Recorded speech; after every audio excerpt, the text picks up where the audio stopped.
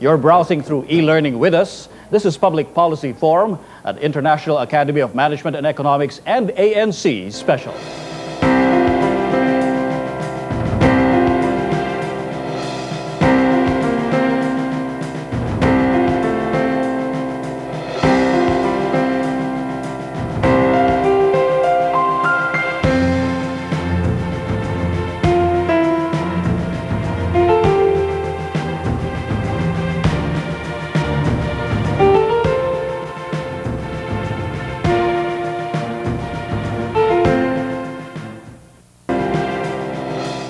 Welcome back to Public Policy Forum. Still with us today, Dr. Azanza and Professor Andong talking to us about e-learning. Noli? We have now technology, the ICT technology.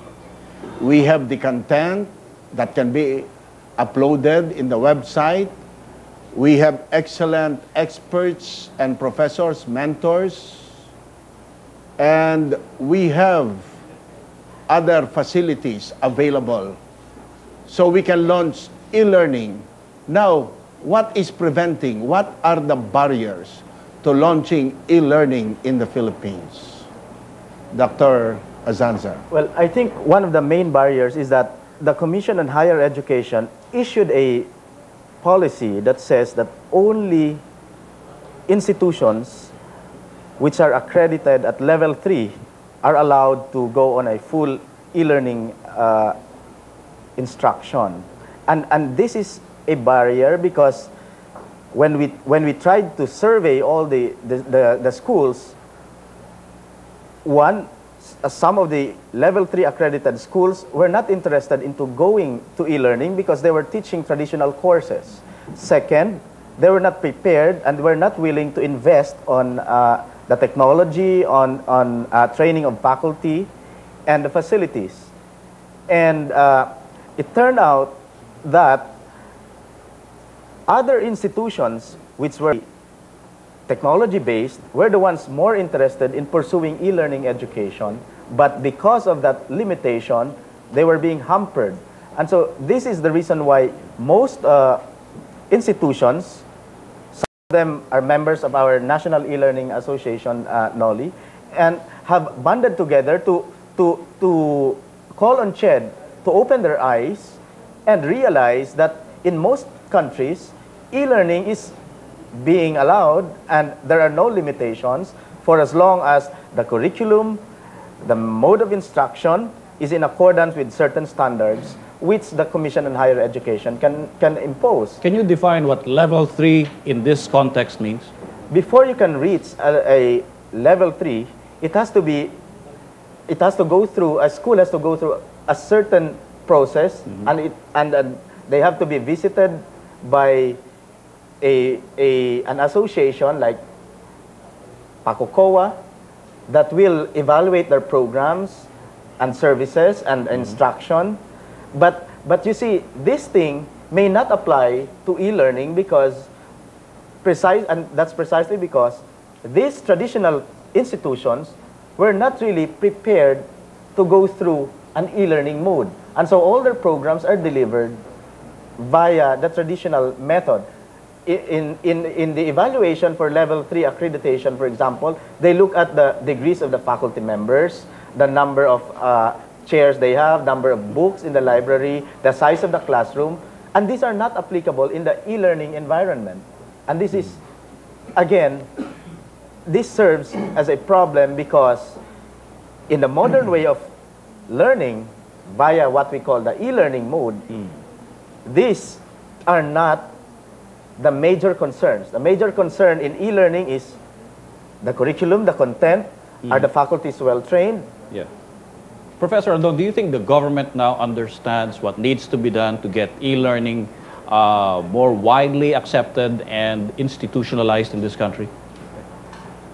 I believe that we have been discussing e-learning. We have been discussing distance learning.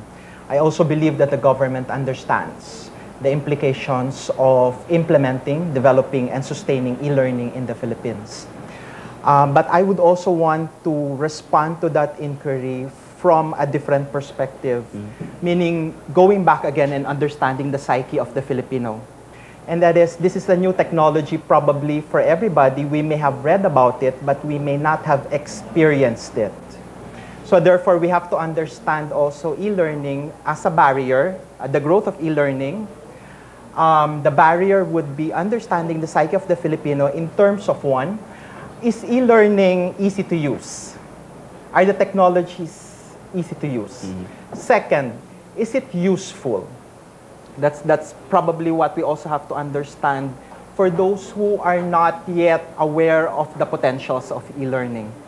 The third dimension that we have to understand about e-learning are the risks associated, especially in using the internet. A lot have been discussed on security measures, risk on using the internet. But in e-learning, of course, we have to understand that probably there is very little risk associated with e-learning, and that has to be communicated with the different users and the different educational institutions and the government as well. Dr. Asanza, would you say that the mindset of the regulators in the CHED have something to do also with the barriers?